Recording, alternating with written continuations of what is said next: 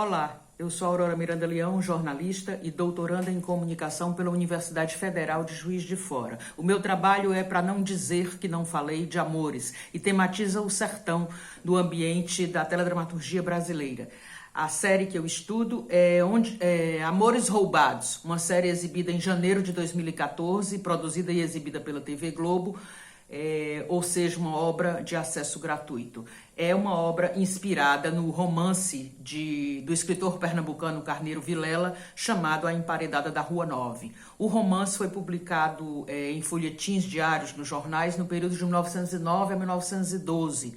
O escritor, Carneiro Vilela, dizia ter ouvido essa história de uma escravizada e ele não sabia bem se a história era verdade ou não. Então, até hoje, em Recife, se conta muito essa história, é uma lenda urbana de Recife, uma cidade do Nordeste brasileiro, e se diz que não se sabe se é o que tem de verdade ou não na história, mas o fato é que falam que se passar a noite lá pela rua, a Rua Nova, até hoje se escutam gritos da moça que teria sido emparedada no quarto de casa, quando o pai descobre que ela fica grávida sem ter casado, fica grávida de um cara que era considerado um Dom Juan, lá em Recife, Então, na série televisiva, a história é colocada no sertão nordestino e a série é construída, claramente a gente vê isso, como uma crítica ao machismo, É para refletir sobre esta situação perversa que existe em todo o país. Somos o país que mais mata mulheres e LGBT no mundo, E a série claramente é para provocar uma reflexão sobre isso, fazer questionamentos e, naturalmente, coloca-se a favor das mulheres, dos oprimidos, dos mais fracos, Então, a série foi escrita dirigida por José Luiz Villamarim, escrita pelo George Moura, que também é pernambucano, e fotografada pelo paraibano Walter Carvalho. Então, me parece que a série ela dialoga profundamente com o sul metafórico, indicado pelo professor Boaventura em sua Sociologia das Ausências, vendo o sertão como este sul metafórico de que nos fala o professor Boaventura, onde ali está uma série de problemas, sobretudo ancorados pela essa tríade que são o colonialismo, o patriarcado e o capitalismo. Então, a série mostra que todos são vítimas do machismo, não só as mulheres. Os homens também sofrem, os homens também são punidos pelo machismo com que eles são acostumados a viver, digamos assim. Então, o roteiro começa a partir de um crime, Morre uma pessoa, que é um homem, e a gente, logo no primeiro capítulo tem isso, então a história é contada em flashbacks, até a gente descobrir como realmente aconteceu tudo. Então a gente passa, interessante notar que o telespectador, a obra fez muito sucesso quando foi exibida, e a gente passa a história inteira querendo acreditar que pode ser que o rapaz realmente não tenha morrido, que pode ter sido, a série ainda não tenha mostrado tudo, pode ser que ele fique vivo. A gente torce muito, porque é uma história de amor muito bonita que vai se configurando na retroatividade da memória da série, e a gente vai tendo a vontade de que ele fique vivo para ficar com o seu grande amor, mas não, ele realmente morreu, O protagonista da série é um cara do sertão, mas que foi para São Paulo e virou sommelier, voltou assim e trabalha no sertão desta forma, e ele é um Dom Juan. Todas as mulheres da cidade se apaixonam por ele, ele não se apaixona por nenhuma. Até que chega a que ele se apaixona, que é justamente a que no romance original é emparedada, que é vivida pela atriz Isis Valverde, com muita capacidade, com muita competência, ela é muito bonita e a história é muito bacana, a história deles dois.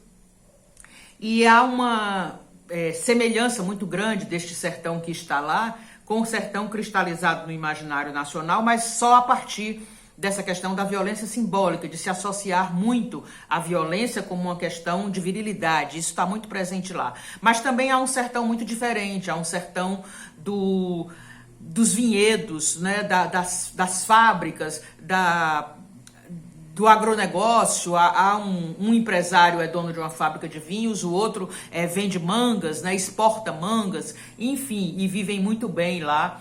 Mas a história, a moça morre no livro amando do pai dela, Mas no livro, na série também acontece essa mesma coisa, Então é muito claro que a Isis, né, que faz a Antônia, ela é vítima do machismo, mas o pai dela também é, e a mãe, e enfim, uma série de...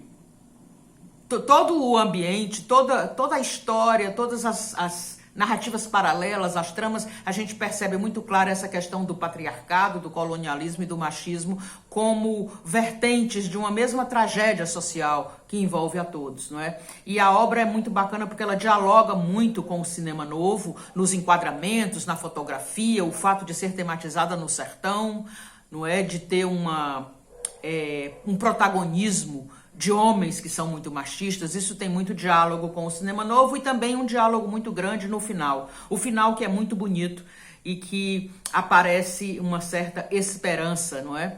Porque uma esperança de que as novas gerações cheguem e sejam menos machistas. O final, que dialoga muito com o cinema novo, a filha vai levar a mãe junto com o neto, né? Ela finalmente, a moça tem um filho do cara que foi assassinado pelo pai dela, né? O pai mata o ator que faz o Dom Juan, que é Cauã Raymond, e o pai agressivo, que faz divinamente bem, é Murilo Benício. Ele mata o rapaz e no final a moça tem um diálogo com o pai, mas eles estão num despenhadeiro e eles começam a conversar, ele vai para trás, ele cai e morre. E no final, a última cena, é a moça indo levar a mãe, juntamente com o filhinho, para o encontro no rio. No cinema novo, o encontro em geral é com o mar. Na série, eles fazem tudo à beira do São Francisco. Então termina a filha indo levar a mãe até o São Francisco, com a criança do lado. Então há uma perspectiva, né, de mostrar que as novas gerações possam ser diferentes, né, aprendam com o tanto de malefícios que o machismo traz, aprendam a ser diferentes, que novas mulheres poderão construir novos homens. Isso é muito bonito, é uma mensagem muito bacana que a série deixa. A metodologia que a gente usa para entender a série, para descortinar tudo que vamos descobrindo, é uma metodologia híbrida, em que eu uno a análise crítica da narrativa do professor Gonzaga Mota, a tecnologias do imaginário do professor Juremi Machado e também a construção do roteiro audiovisual do sociólogo e jornalista Luiz Carlos Maciel. E o que eu faço é pegar a construção do roteiro audiovisual, que o Maciel explica no maravilhoso livro dele, O Poder do Clímax, como é que se constrói um roteiro audiovisual bem feito, e aí eu desconstruo a metodologia de construção do roteiro para entender como é que eu analiso o roteiro em partes, né? Desconstruo para entendê-lo. E são várias etapas, essa metodologia híbrida, que estão explicados no artigo. E o interessante notar é que o professor Juremir Machado, ele fala que o imaginário surge da relação entre memória, aprendizado, história pessoal e inserção no mundo dos outros. Nesse sentido, o imaginário é sempre uma biografia, uma história de vida. Trata-se de uma memória afetiva somada a um capital cultural, porque as tecnologias do imaginário, como ele explica tão bem na sua obra, né, chamada Tecnologias do Imaginário, é que são poderosas tecnologias que despertam, que ativam, que instigam o nosso imaginário, o cinema, a música, o teatro, a dança, enfim, todas as formas artísticas, né, aliadas ainda mais a essa tecnologia que nós temos agora, né, de podermos estar o tempo todo nos conectando com o mundo inteiro. Então, são poderosas tecnologias e a teledramaturgia é um ambiente super propício a isso, porque, como a gente sabe, a teledramaturgia tem tudo, tem arquitetura, tem desenho, tem artes visuais, tem música, tem fotografia, tem maquiagem, tem cenário, enfim, tem uma série de coisas que vão ativando o nosso imaginário. Então você vai vendo uma história colocada no sertão nordestino, com machismo, com imagens muito bonitas do sertão, ao mesmo tempo tristes, porque tem seca, tem miséria, tem opressão, mas também tem uma qualidade de vida já muito boa, muito diferente do que a gente está acostumado a ver pela mídia, mas isso está lá na série. Então ele fala que o imaginário é uma memória afetiva somada a um capital cultural e é sempre uma biografia. E aí eu me coloco inteira como pesquisadora nesta proposta, né, neste meu trabalho, porque eu também sou uma nordestina, eu sou do Ceará e fui casada com 3 nordestinos e sofri muita violência simbólica, violência emocional, violência psicológica, patriarcal, enfim, e eu não me dei conta enquanto eu estava nesses relacionamentos abusivos, né? E vim me dar conta depois que passou, ou se me dava conta enquanto estava neles. A gente sempre vai achando que não, pode melhorar, pode ser um problema de falta de dinheiro, pode ser... A gente vai sempre arranjando desculpas quando a gente gosta dos companheiros e, enfim, a gente... Que bom que eu descobri e que outras mulheres descubram também que violência não se deve aceitar nunca, em nenhuma hipótese.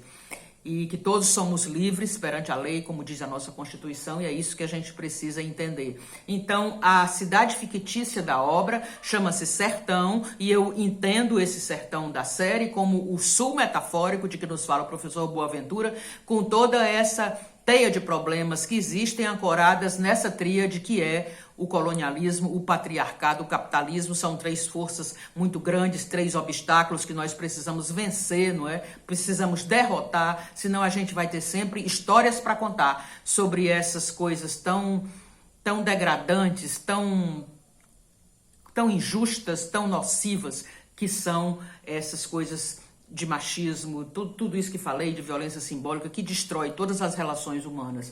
Então é importante que a gente tenha obras, né, sempre, e obras tematizem isso para que outras pessoas se enxerguem, se identifiquem, se projetem e entendam que estão vivendo situações que não devem aceitar por nenhum motivo, não é? Então, o que a gente tem aqui de conclusão é que quando se instiga a percepção de novos significados para padrões arcaicos e convoca-se a atenção para preconceitos de gênero, né, a autoria da série contribui para lançar outros olhares para arquiteturas corroídas que há muito estão a erodir, uma vez que o avançar da história e o renovar-se das temporalidades já demonstraram que carecem de trocar suas velhas roupas surradas e seus ultrapassados ternos de linho branco, estes homens que habitam o sertão nordestino, como de resto em outras partes do país. Como a série fala do sertão, estou falando apenas nele. Cabe ao telespectador o desafio de aderir à saudável proposta de reflexão sobre formas outras de possibilidades de existência do feminino e de perpetuação do humano. Ao escolher filmar no sertão nordestino, a narrativa dialoga com o Boaventura e, portanto, a série nos mobiliza em busca de desvelar questões próprias deste território de múltiplos significados, perpetuados pela literatura, o cordel, a música, o teatro, o cinema e diversas outras formas artísticas. O destaque fica por conta da forma como os criadores de Amores Roubados, a série exibida pela TV Globo em 2014, transpõem a obra para o audiovisual e como promovem diálogos entre Amores Roubados e outras obras antecedentes, não só com a obra que lhe originou, A Emparedada da Rua Nova, mas diversas outras obras do cinema, da teledramaturgia, da literatura, enfim. O nosso trabalho é para falar sobre machismo, para condená-lo e para dizer que a televisão aberta tem feito muita coisa no sentido de contribuir para esse debate, essa reflexão. É importante que a gente olhe também para a televisão com muito interesse e com muito sentido de que ali há coisas importantes a se absorver, não só no cinema e no teatro. É isso, é um prazer estar no Meio Estúdios e espero que a gente possa conversar e trocar ideias sobre os nossos objetos de estudo.